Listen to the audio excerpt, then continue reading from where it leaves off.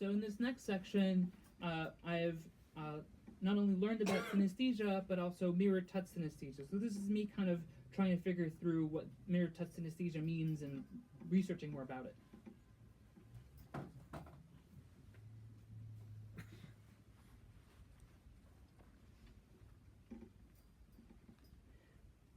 As I learned about mirror touch synesthesia, I kept returning to a few lingering questions.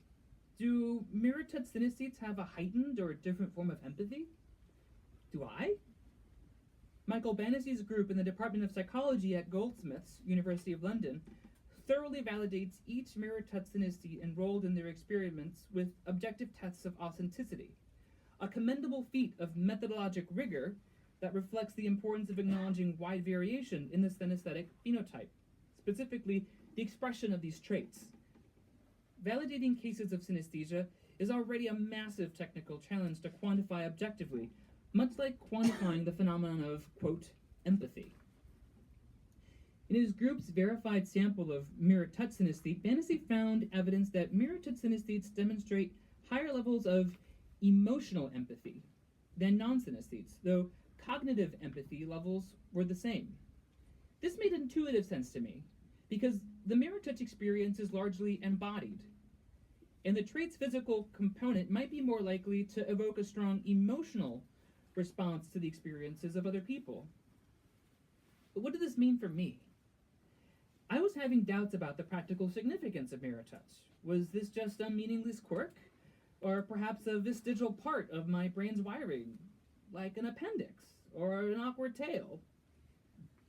Whether there was a practical, measurable significance to my mirror touch experiences would probably need to be determined in an experimental setting to ever be able to speak with truly objective confidence.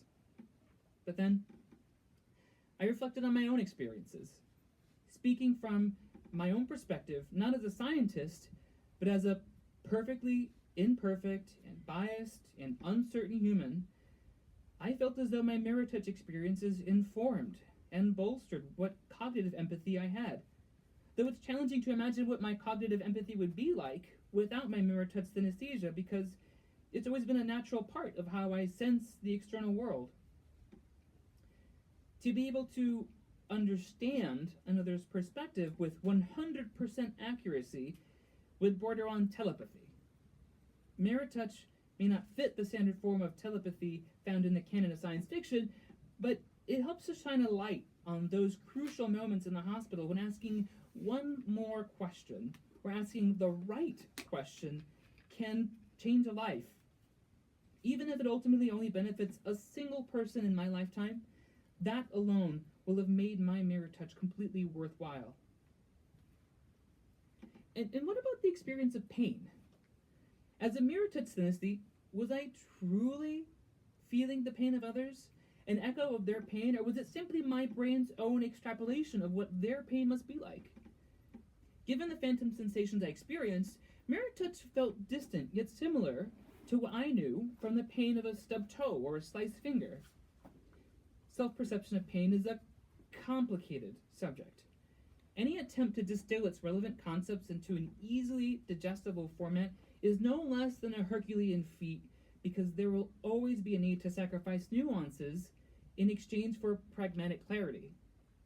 The more we engage in the art of distilling, the more space we generously offer up for interpretation.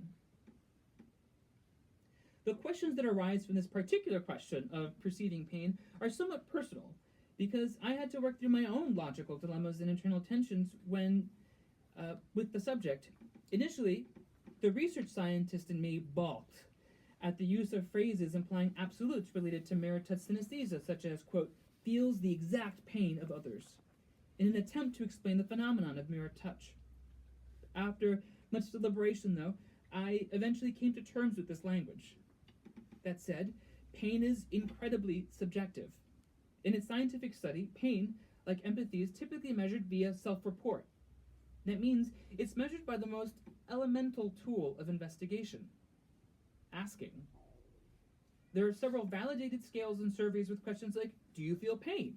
Or, on a scale from 0 to 10, how much pain are you in right now?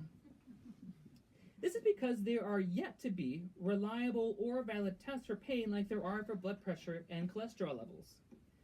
Even when we try to find objective measures in advanced imaging techniques that allow us to see small areas of activity in the brain via functional MRIs, what we see is activation of somatosensory brain areas responsible for receiving and relaying information about sensations felt on the body, and activation of regions of the brain involved in emotional salience, such as the intensity of emotional or psychological experiences, including pain. What's even more fascinating is that even in people with a genetic insensitivity to physical pain, the brain activation patterns remain similar. In one study of brain activity, persons who watched their spouses receive painful electrical shocks showed activation in their entire pain matrix, as if they were experiencing pain themselves. When these same people observed someone who was not their spouse receive painful shocks, brain activity patterns were similar, though not through the entire pain matrix. This possibly means that the most we can interpret objectively from either injury to our body, psychological distress, or observing someone else who is suffering remains the after effects of pain, which are ultimately psychological, or at least predominantly reside in the domain of higher cognitive functions.